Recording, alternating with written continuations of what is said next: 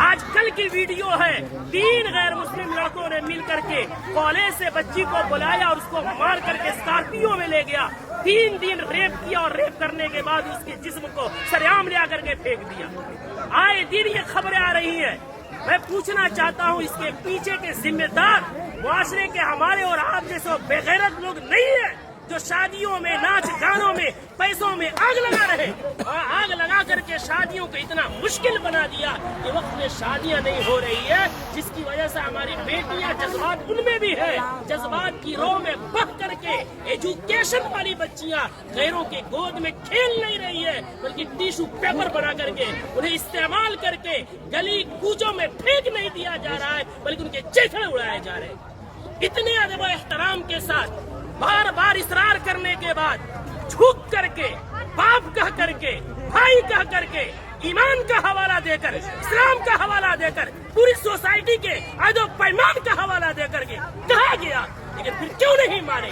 جرأت کی بات ہے، ہمت کی بات ہے۔ آخر وہ ہمت آئی کہاں سے کہ پورا معاشرہ بائیکاٹ کر رہا ہے، آپ ناچ لا رہے ہیں، چوک پہ نچا رہے ہیں، پورا بستی اس گناہ سے بچنا چاہتا ہے۔ خدا کا خوف کھائیں ہم لوگ، کل قیامت میں کیا منہ دکھائیں گے؟ پورے گاؤں میں نچاتے ہوئے لے کر آتے ہیں، مسجد کے سامنے سے لے کر آتے ہیں، پورے گاؤں میں۔ یہ کیا ہے؟ اس کو ضد نہیں کہتے ہیں تو اور کیا کہتے ہیں؟ اس کو حق درمی نہیں کہتے ہیں تو کیا کہتے ہیں؟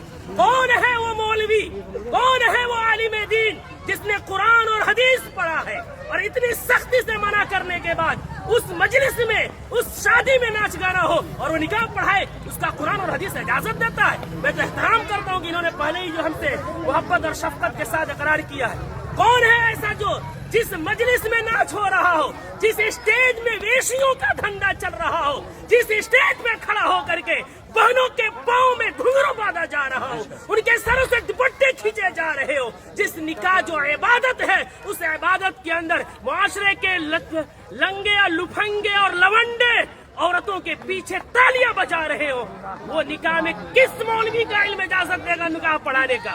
کون سی قرآن اجازت دے گی؟ کون سی حدیث اجازت دے گی؟ یہاں سب کلمہ پڑھنے والے ہیں، ہم مریں گے، رب کے سامنے حاضر ہوں گے۔ دنیا کی بات چھوڑے، ہمیں یہ خوف کیوں نہیں آتا کہ نکاح ایک عبادت ہے، نماز بھی عبادت ہے، نماز میں اگر کوئی گانا بجائے نماز کا مذاق ہے، نکاح میں کوئی گانا بجائے وہ نکاح کا مذاق نہیں تو کیا ہے؟ جو مولوی قرآن کی آیت پڑھیں گے ان کا مذاق نہیں تو کیا ہے؟ حدیث پڑھیں گے ان کو پیروں کی ٹھوکروں میں رکھنا نہیں ہے تو کیا ہے؟